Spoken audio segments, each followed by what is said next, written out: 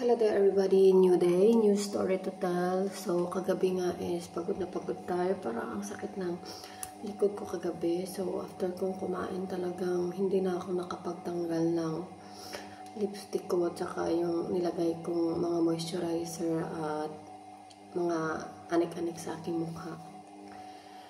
So pagising ko kaninang umaga,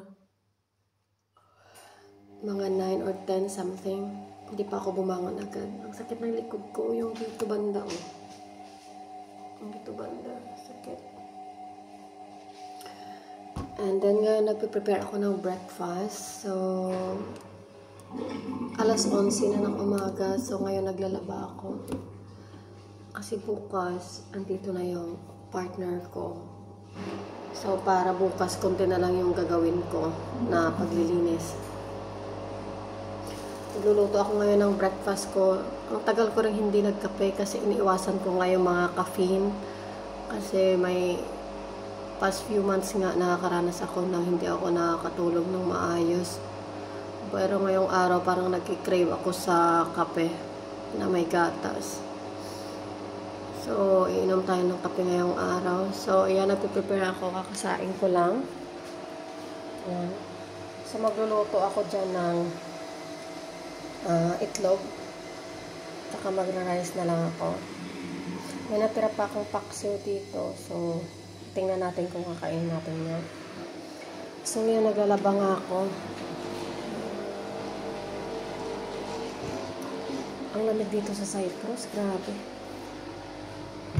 So, update lang pala ako. Yung pagpa-check up ko pala last time. So, tinawagan ako after 10 days ata. Tinawagan ako ng hospital. So, good news naman kasi negative siya. So, normal yung result. And, bala ko sana magpa-check up nung dito ko sa likod kasi ang sakit. Ewan ko kung baka sa posisyon ko matulog or baka sa bed ko. Sabi nga lagi ng partner ko sa akin, maghanap daw ako ng bed, bibilhin namin. So, ngayon kasi hindi ako nakakahanap ng yung malapit lang sa amin. Mayroon sa mga malalayo. So, aabot siya ng 2 to 3 hours. Sino ba naman ang kukuha doon? So, baka makahanap ako ng bed. Patlitan ko na lang kasi baka sa bed. Kasi hindi siya pantay. Masakit sa likod. And then, after kong kumain, magpahinga ulit ako. Kasi mamayang hapon pa yung pasok ko.